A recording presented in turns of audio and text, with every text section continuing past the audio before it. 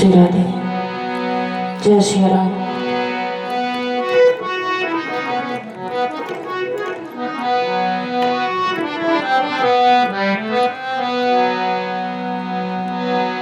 हरि ओम।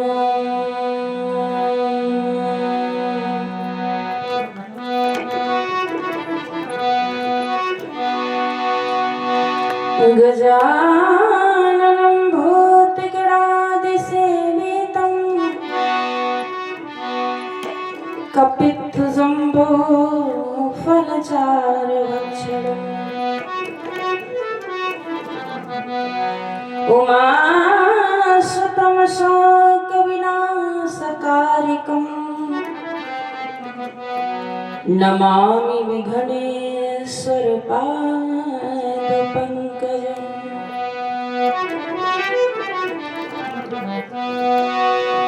अतुलित बलधामं हेमशैलाभदेहं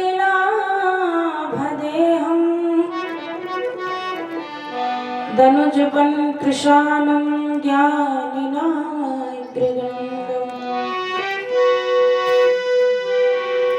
सकल गुण निधानं वानराणामधीशं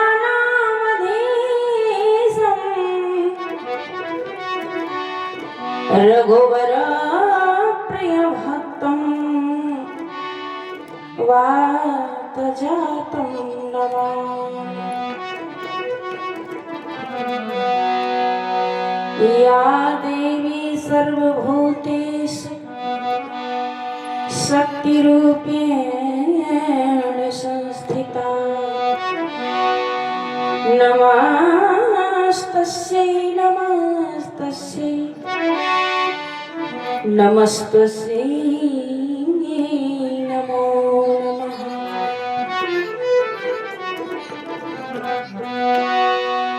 सारे जग को छोड़कर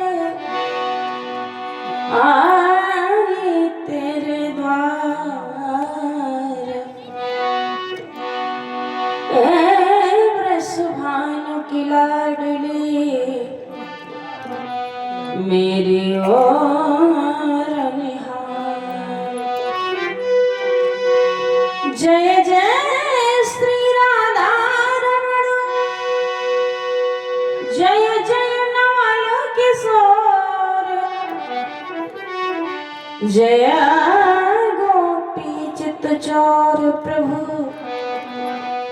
जय जय माखन चोर, जय गोपी चित्त चोर प्रभु, जय जय माखन चोर। लेत सदा सुधि दीन की सहज दया के धाम, जननी जनक मम आपके प्रभु श्री सीताराम। तीन लोक नौखंड में गुरु से बड़ा न कोई, तीन लोक नौखंड में गुरु से बड़ा न कोई, मोरे करे कछु हो तो ना, गुरु करे सब। मोरे करे कछु हो तो ना,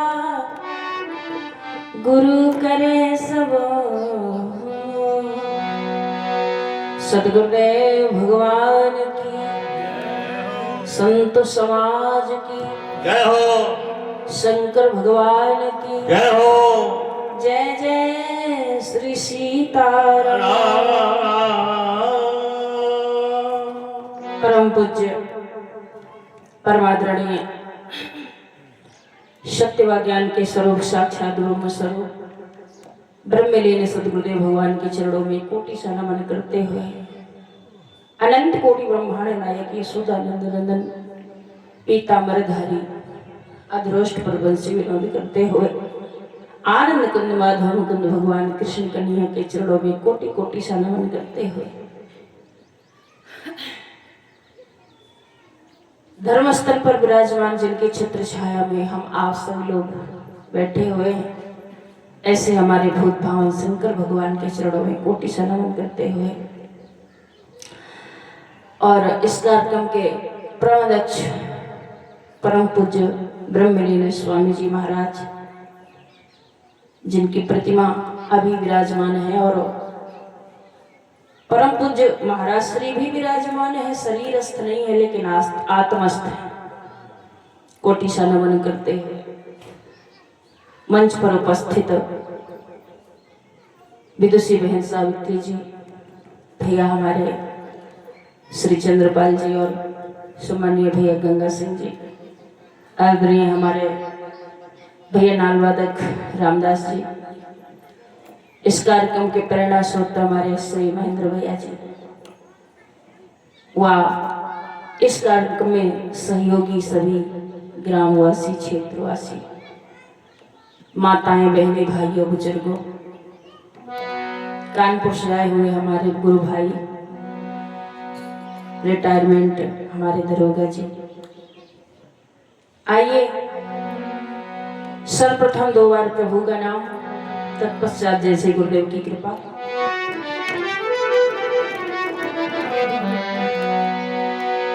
एक तरफ से हम और एक तरफ से आप सभी लोग प्रेम और श्रद्धा के साथ बोलेंगे, श्री राम जय राम जय जय राम।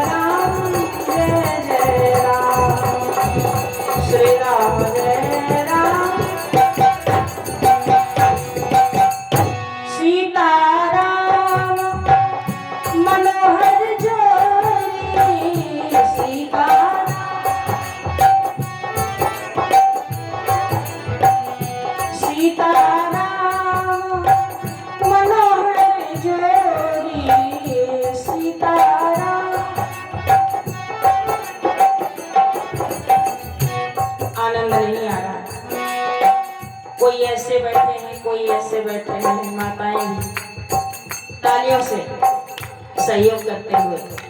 अच्छा, जो भगवान ने आपके हाथ बनाए हो तो ही ताली बजाना, और यदि यह मान रखा हो कि ये हाथ हम ही नहीं बना लिए तो मत बजाना। सियावर रामचंद्र की आप लोग भी।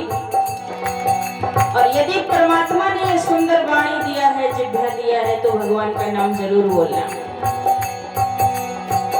सीताराम मनोहर जोरी, सीताराम दशरथ नंदन जनक किशोरी, दशरथ सीताराम जय सीताराम, सीताराम जय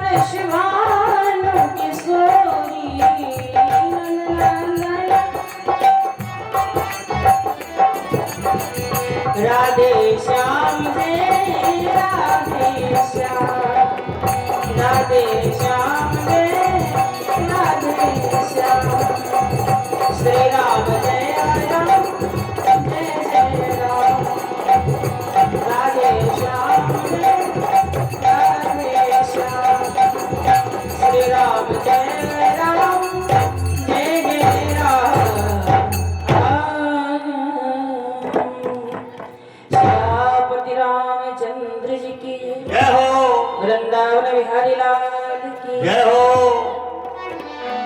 परम पूज्य परम सत्य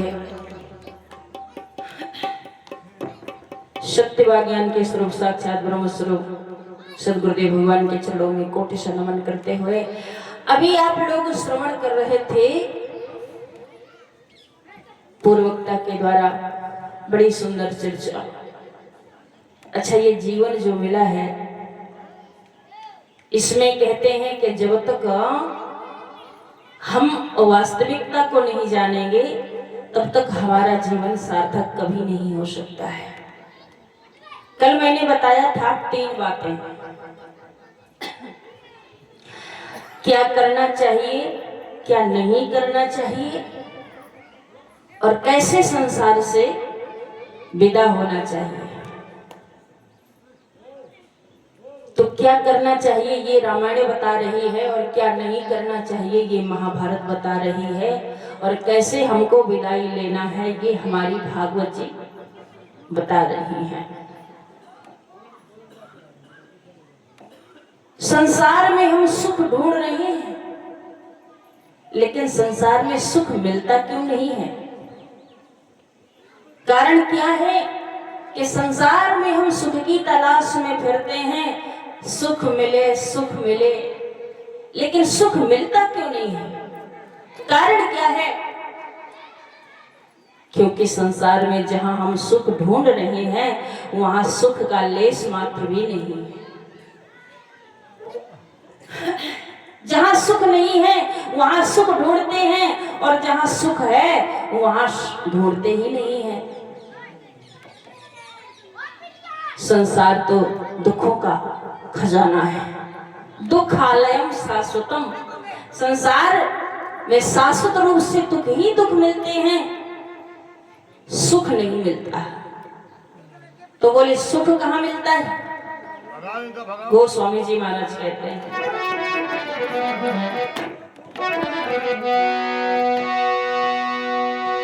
जो आनंद सिंधु सुख राशि,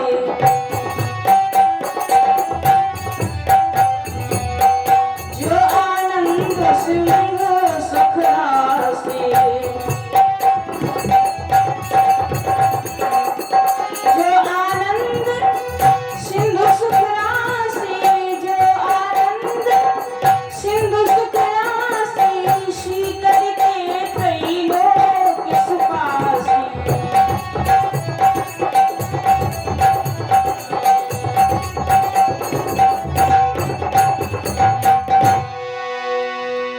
जो आनंद सिंधु सुख राशि, जो आनंद के समुद्र है और सुख की राशि है वो कौन है? बोले सी करते त्रैलोक सुपासी। जिन्होंने सीकर बिंदु से त्रैलोक का सृजन किया है, बोले ऐसे कौन है? सो सुख धाम राम ऐसे नाम,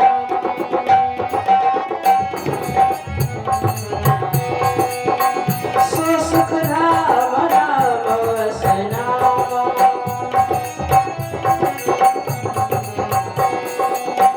अखिल लोकदायक विश्राम।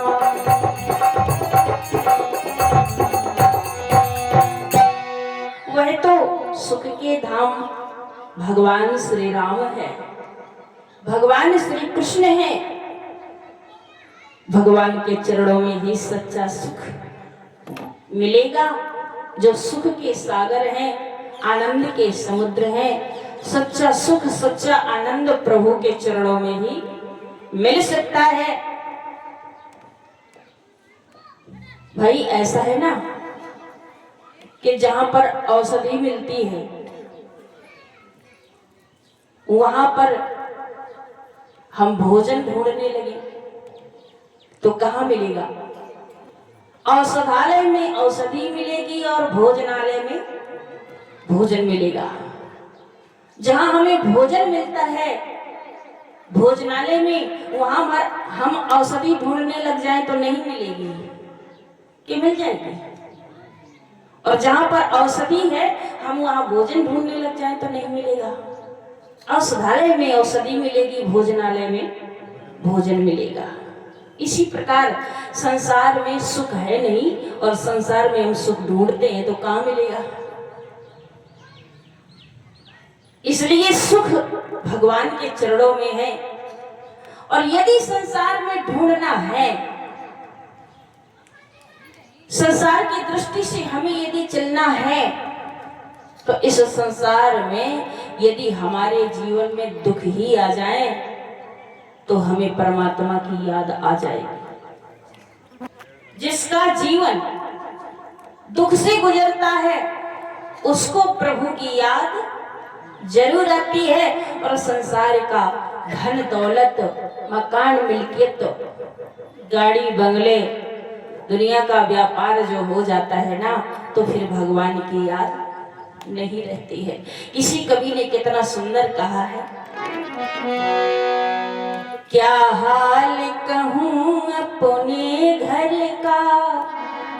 एक धनवान व्यक्ति कहता है, इतना धनवान कि सारी रात सारा दिन उसको पैसे गिनने में ही व्यतीत हो जाए, सोने का भी समय ना मिले। वही व्यक्ति कहता है, क्या हाल कहूँ अपने घर का, सुख तो है लेकिन चैन नहीं।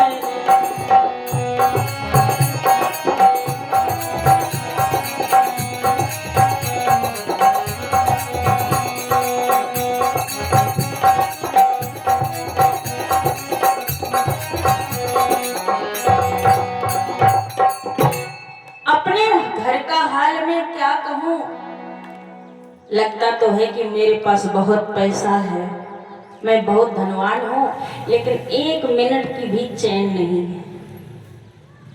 इतना टेंशन। और सज्जनों एक बात और, जहाँ पर धन ज्यादा हो जाता है ना, तो वहां पर चोर लुटेरों को की भीतर रहता है ना, कि आ जाएंगे चोर, चुरा ले जाएंगे माल।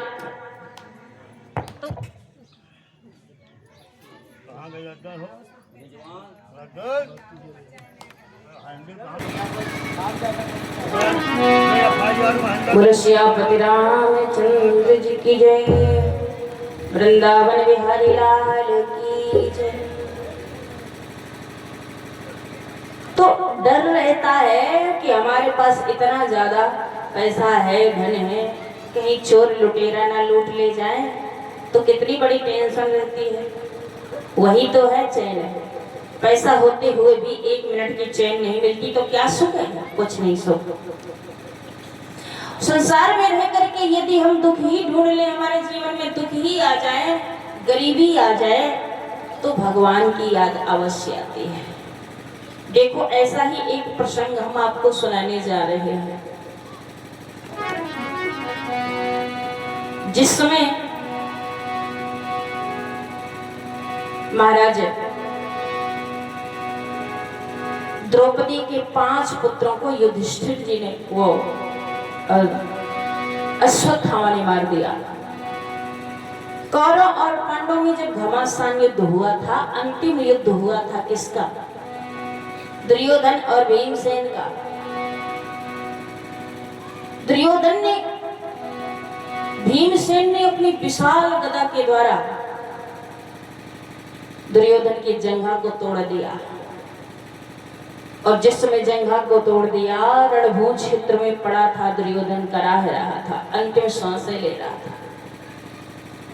तो गुरु द्रोणाचार्य जी के बेटे अश्वत्थामा आए और बोले, मित्र तुमने उन्हीं को सेनापति बनाया था, उन्हीं को सेनापति बनाया था जो अंदर अंदर पांडवों से मिले हुए थे। वो चाहे बाबा भीष्म जी हो, चाहे गुरु द्रोणाचार्य जी हो, चाहे कर्ण हो, सभी मिले हुए थे। तो बताओ, ये बताओ कि अब तुम हमें सेनापति कभी नहीं बनाए हो। यदि हमको सेनापति बनाया होता तो आज ये दिन ना आता। बोले हमें बना करके देख लेते एक बार। बोले ठीक है, अब जो होना था सो हो गया। अब ये तुम बताओ कि अब क्या कर सकते हो। बोले मैं जो तुम कहो वही कर सकता हूँ। बोले देखो हमारे 5 वो पांडव 5 हैं और हम 100 भाई हैं, 100 में से एक नहीं बचा और उन पांडवों में से 5 में से 5 सेफ हैं, कोई नहीं मरा। तुम कम से कम 5 का नहीं तो एक पांडव को मार करके मेरे सामने ले आओगे, सर काट करके मेरे सामने ले आओगे तो मेरी खुशी का सबसे बड़ा दिन होगा। बोले ठीक है। अब दुर्योधन ने कहा, अश्वत्थामा ने सुन लिया। उसने सोचा कि जा रहा हूं सोते हुए पांडवों के सर काट लाऊंगा। भगवान कन्हैया सब जान गए। सोते हुए पांडवों को शिविर से जगाया और कहा आज विजयश्री की रात्रि है, चलो कहीं सो करके ये रात नहीं बिताना, कहीं उत्सव मनाएंगे। तो पांडवों को लेकर के भगवान चले गए, लेकिन जो होना होता है वह होता ही है। पांडवों के जो 5 बच्चे थे, पुत्र थे द्रौपदी के, वो जाकर के पांडवों के शिविर में जाके सो गए। अश्वत्थामा आया और 5 बच्चों की गर्दन काट दिया। सरों को लेकर के गया दुर्योधन के पास, धड़ वहीं पर पड़े रहे। सरों को लेकर दुर्योधन के पास गया और जब दुर्योधन ने दूर से देखा कि सर तो ले आ रहा है तो थोड़ा सा खुश हुआ, प्रसन्न हुआ। जब पास में ले गया, वस्त्र हटा करके दुर्योधन ने देखा तो दुखी हो गया। अरे राम राम, अरे हत्यारे, तूने तो हमारे कुल में पानी देने वाला भी कोई नहीं छोड़ा। ये 5 पांडु नहीं, ये पांडु पुत्र हैं। तुमने इन बच्चों को मार करके हमको पानी देने वाला भी कोई नहीं छोड़ा। दुखी हो गया दुर्योधन। और दुर्योधन को ये वरदान था कि दुख और सुख के बीच में ही उसका शरीर छूटना था, तो प्राणांत पीड़ा को प्राप्त हो गया दुर्योधन। इधर द्रौपदी ने जब देखा कि मेरे 5 पुत्र मरे पड़े हैं, धड़ पड़े हैं, सरों का पता नहीं है, तो ऐसा करुण क्रंदन किया कि अर्जुन ने प्रण कर लिया, देवी जिसने भी तुम्हारे पुत्रों को मारा है उसको पकड़ के तुम्हारे सामने लाकर खड़ा करूंगा और जो तुम कहोगी वह दंड दूंगा। कन्हैया से बोले रथ तैयार कीजिए, कन्हैया मुझे उस पापी का पीछा करना है। पीछा किया और अश्वत्थामा को पकड़ करके रथ में डाल लिया। कन्हैया ने कहा मार दो इसे, कहां लिए जा रहे हो? बोले नहीं नहीं मारूंगा नहीं प्रभु, द्रौपदी के सामने ले जाने का प्रण किया है, उसी के सामने ले जाऊंगा, जो वह कहेगी वही करूंगा। बोले अच्छा ठीक है। ले गए, रस्सियों से जकड़ा हुआ अश्वत्थामा को खड़ा कर दिया और अर्जुन बोला देवी अब बताओ, तुम बताओ, इसको दंड निर्धारित करो, क्या देना है? द्रौपदी थोड़ी देर देखती गई, दौड़ती हुई आई और अश्वत्थामा की रस्सियां खोलने लग गई। मुझ काम छोड़ दो, मुझे इसे नहीं मारना है। अर्जुन ने कहा देवी तुम्हारे 5 पुत्रों का हत्यारा सामने खड़ा है और तुम कह रही हो कि नहीं मारना है, छोड़ दो, क्या कह रही हो? द्रौपदी तो करुणा की मूर्ति है।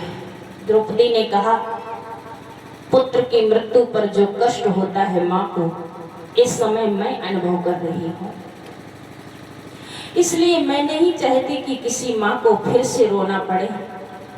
इनकी माता कृति को इसी तरह रोना पड़ेगा जैसे पुत्र की मृत्यु पर इस समय मैं रो रही हूँ, मुझे पीड़ा हो रही है, तो मैं किसी और की माँ को पीड़ा देना नहीं चाहती हूँ, इसलिए छोड़ दो। अर्जुन ने कहा कि मेरी प्रतिज्ञा को क्या होगा? क्षत्रिय जो प्रतिज्ञा करता है उसका निर्वाह करके छोड़ता है। मैं तो अवश्य मारूंगा। भीमसेन ने अर्जुन के सुर में सुर मिलाया, कोई मारे चाहे ना मारे, लेकिन ये मेरी गदा से तो बचने वाला नहीं है, अवश्य मारूंगा। लेकिन युधिष्ठिर जी ने कहा, अब क्या लाभ मारने से, द्रौपदी तुम महान हो, तुम जो कह रही हो वही ठीक है। अब बताओ, दो लोग कह रहे हैं, युधिष्ठिर जी और द्रौपदी जी कह रही हैं कि छोड़ दो, नहीं मारना है। भीम और अर्जुन कह रहे हैं कि मारना है। समस्या खड़ी हो गई, छोड़ दिया जाए कि मार दिया जाए, समझ में नहीं आता। कन्हैया वहीं पर खड़े हैं। अर्जुन ने कहा, कन्हैया ये निर्णय आपके श्री चरणों में समर्पित किया, आप जो कहोगे हम वही करेंगे। बोले अच्छा, यदि मेरे ऊपर ये निर्णय डाल रहे हो तो जो मैं कहूंगा मानना पड़ेगा। बोले बिल्कुल सर्वमान्य होगी प्रभु आपकी बात। कन्हैया का खड़े होने का ढंग तो 3 जगह से टेढ़ा है ही, जो बात बोलते हैं वह भी टेढ़ी, चलना टेढ़ा, खाना टेढ़ा, बैठना टेढ़ा, सब टेढ़ा ही टेढ़ा। कन्हैया ने गजब की बात कही। देखो,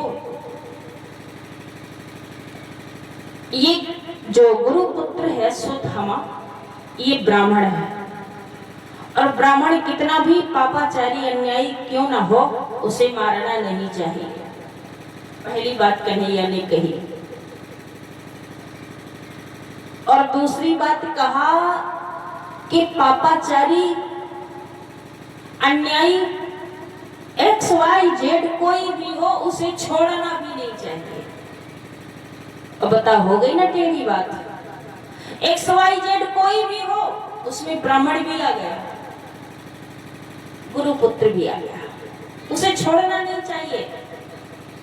अब सब लोगों ने सोचा कि ये बात कहते क्या है, समझ में नहीं आता है।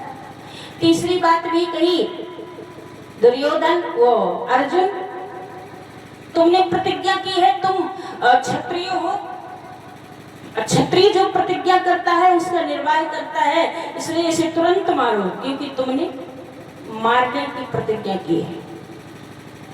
लेकिन चौथी बात कही, अर्जुन तुम्हारे बड़े भैया हैं युधिष्ठिर जी, तो छोटे भैया का धर्म ये होता है कि बड़े भैया की बात को मानना चाहिए, और तुम्हारे बड़े भैया कह रहे हैं इसे छोड़ दो, इसलिए मत मारो। एक तरफ कह रहे हैं मार दो, एक तरफ कह रहे हैं मत मारो।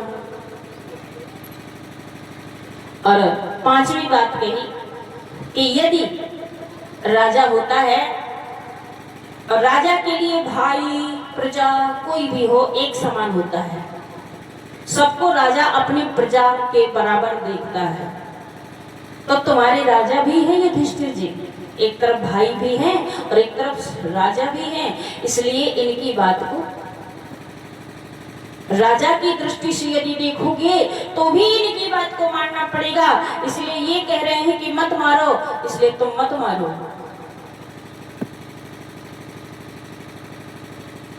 अब बात बड़ी अटपटी हो गई।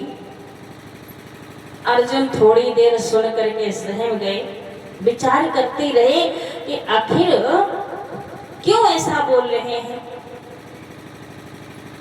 लेकिन सज्जनों, अटपट बात भगवान बोल क्यों रहे हैं, क्या कारण है?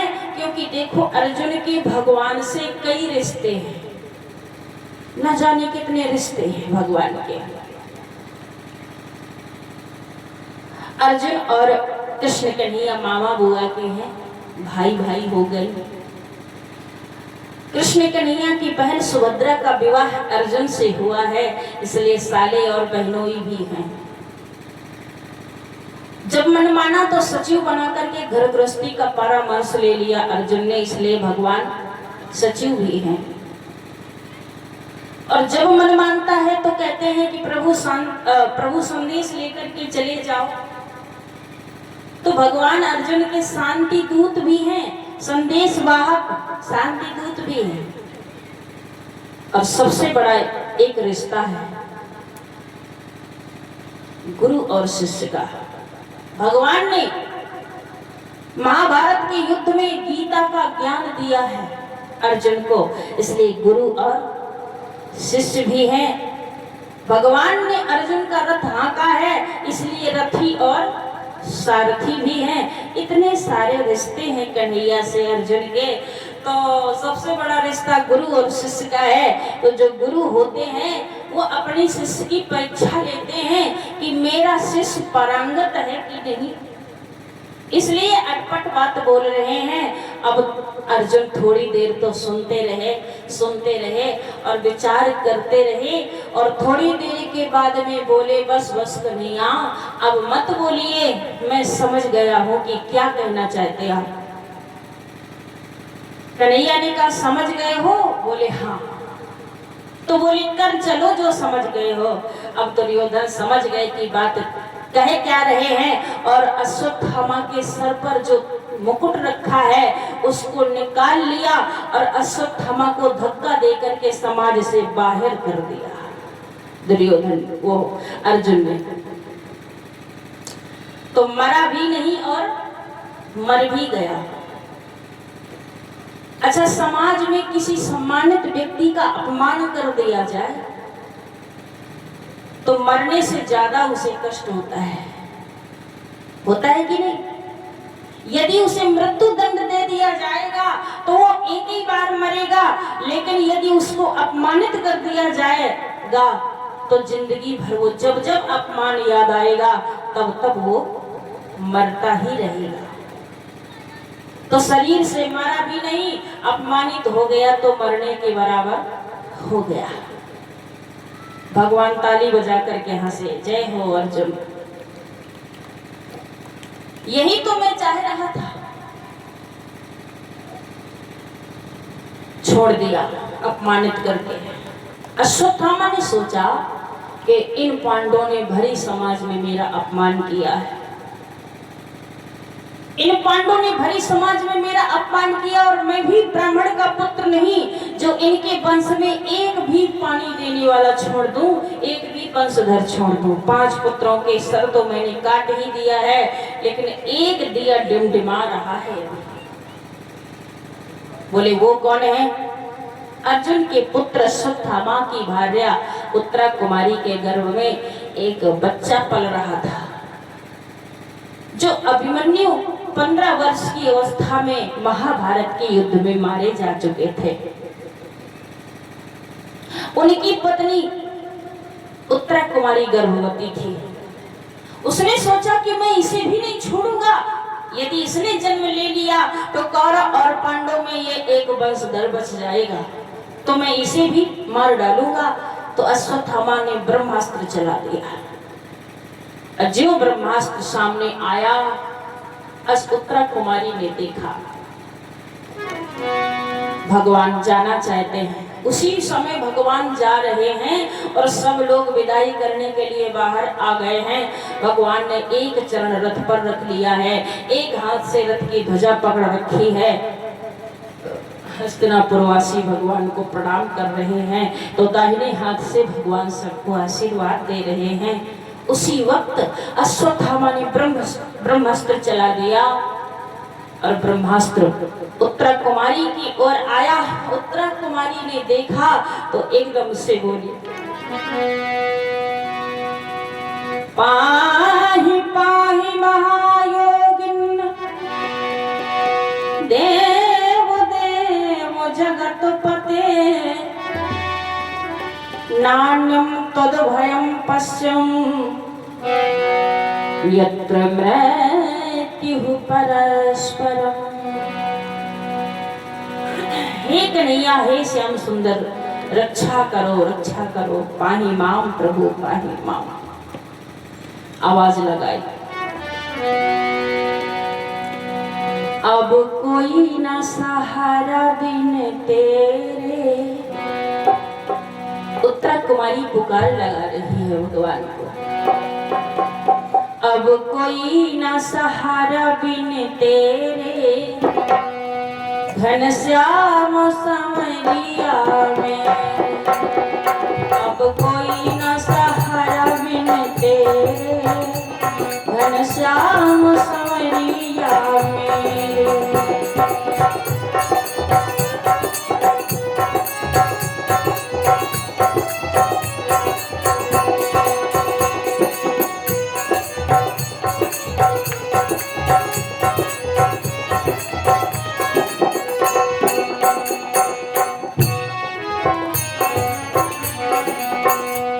तुम दीन बंधु हितकारी, मैं दुखिया शरण तिहारी।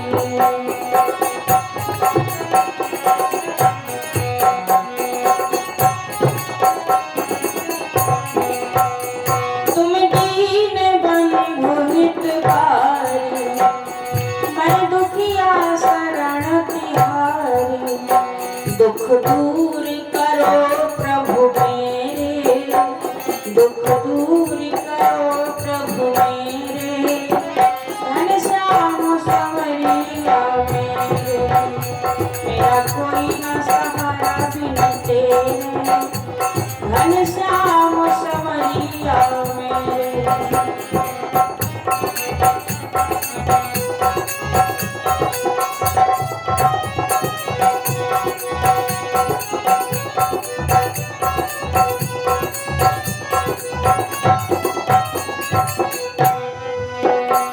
कान्हा तेरी शरण में आई,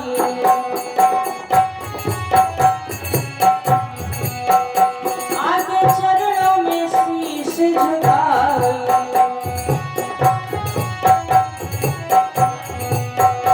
आगे चरणों में शीश झुकाई। काटो जन्म मरण के फेरे, काटो जन्म मरण के फेरे, घनश्याम समरिया मेरे। मेरा कोई न सहारा बिन तेरे, ओ घनश्याम समरिया मेरे।